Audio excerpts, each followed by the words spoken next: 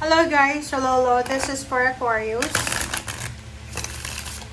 Aquarius, welcome dito sa aking channel. Kapalaran 888. Welcome guys. Alamin natin kung anong messages, vibration, gabay energy para sa lahat ng Aquarius.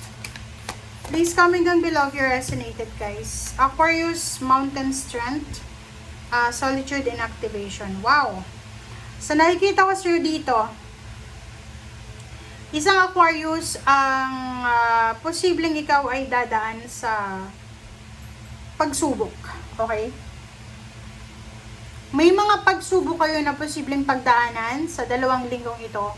Pero, nakikita ko sa'yo dito na sobrang matatag ka. Kumbaga, alam mo sa sarili mo na kahit anong klaseng pagsubok ang pagdaanan mo, kaya mo siyang pagtagumpayan. Okay? Activated yung resilience mo and strength. Nakikita ko rin sa'yo dito na kalmado mo siyang, kalmado mong lalabanan lahat ng pagsubok mo sa buhay. Kalmado mong ipaglalaban ang mga bagay-bagay sa buhay mo.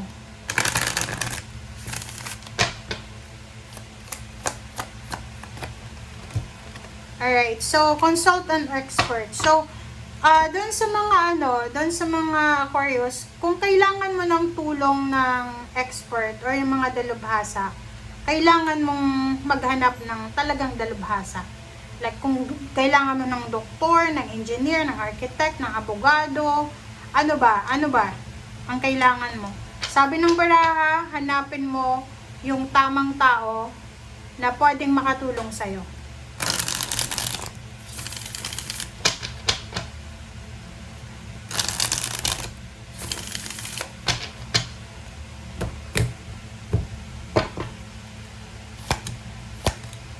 Wow! So, yun na nga. May sisimulan ka dito. May sisimulan ka, Aquarius, na pwedeng magdala sa'yo ng victory and success. It's either business, collaboration, or pwedeng nag-a-apply ka ng mataas na posisyon sa trabaho or bagong trabaho yan. Okay, huwag ka daw matakot. Okay, huwag kang matakot. Kalma lang. Kalmahin mo ang sarili mo. Sinasabi ng Barasyo dito, lahat ng nangyayari sa buhay mo, okay, may rason yan. So, bago ka magdesisyon sa 2 linggong ito, kung ano man yan na desisyon na gagawin mo, risky decision man yan, or ano lang, so-so lang, mag-isip ka ng mabuti. Pag-isipan mo mabuti, mag-reflect ka, huwag kang matakot sa kung ano yung consequences. Kasi, alam nyo, pag hindi kayo nag-take ng risk, walang mangyayari. Andyan lang kayo sa comfort zone nyo. Pero, kailangan mo pa rin mag-isip.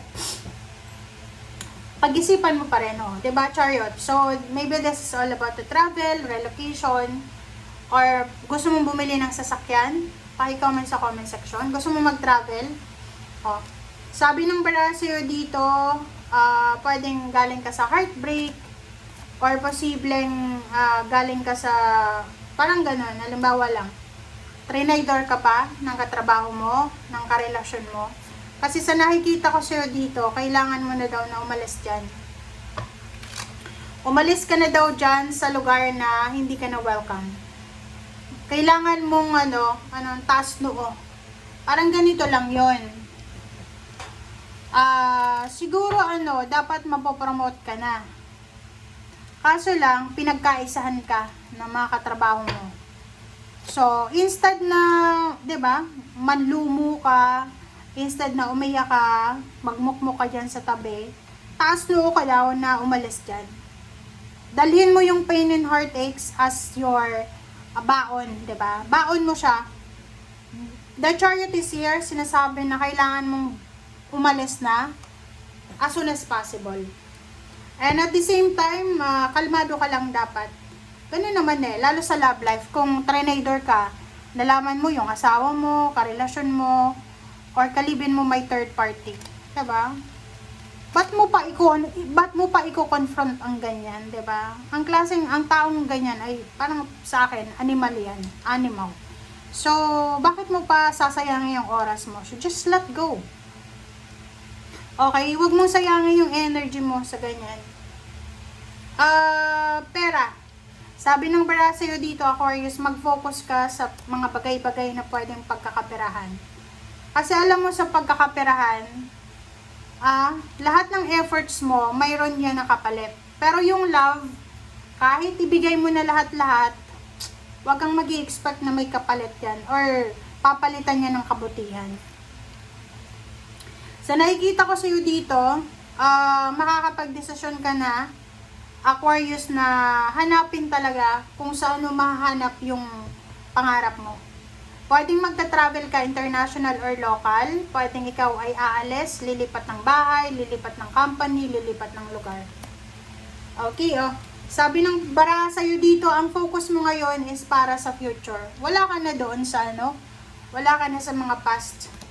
Okay, reverse, Parang nakikita ko sa'yo dito, yung planong pagpapakasal, pagpapatayo ng bahay, pagkakaroon ng baby, ay hindi mo na yan yung priority mo sa ngayon. Ang priority mo ngayon is yung magkamal ng limpak-limpak na salapi. Ang priority mo ngayon is mahawakan yung financial freedom na ito. Ang priority mo ngayon is yung maging matagumpay ka sa finances. Okay? Tapos na yung pagiging emotional mo. Eh, nandito ka na sa pagiging, anong tawag dito? Practical. Magiging sobrang practical ka.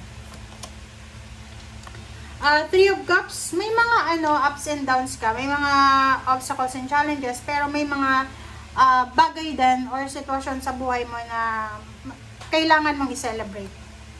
Ayun, so there's a celebration kasi yun, matatapos na yung mga toxic na situation sa buhay mo. Pwedeng makakaalis ka na, papunta ka ng ibang bansa or paalis ka na ng ibang bansa. May milagro na posibleng darating sa'yo kaya masaya ka. Trabaho, maybe isang unexpected na job offer or job ang posibleng darating sa'yo sa 2 linggong ito. And at the same time, sinasabi ng baraha, maraming signs, symbols, synchronicities ka na matatanggap from the universe na pwedeng makatulong sa'yo. Okay, there's an incoming celebration, big happiness na darating sa'yo. So, yun ang paghandaan mo. Ipon, makakapag-ipon ka ng maraming pera, na yun yung rason kung bakit ka magiging sobrang masaya. Makakaalis ka sa mga problema sa utang, makakaalis ka sa stagnation. Sa love life din, nakikita ko sa'yo, matatagpuan mo yung love life talaga na hindi lang ikaw yung puro bigay, hindi yung ikaw lang yung tumatrabaho sa love life. So, sinasabi ng bara, isang exciting na love life ang posibleng darating sa'yo, Aquarius. Na ang love life na to ay give and take energy yung nakikita natin sa love life. Kasi yung current na love life mo, puro lang ikaw bigay ng bigay or siya ang bigay ng bigay sa'yo. Medyo imbalance siya. Okay? Thank you guys. Bye!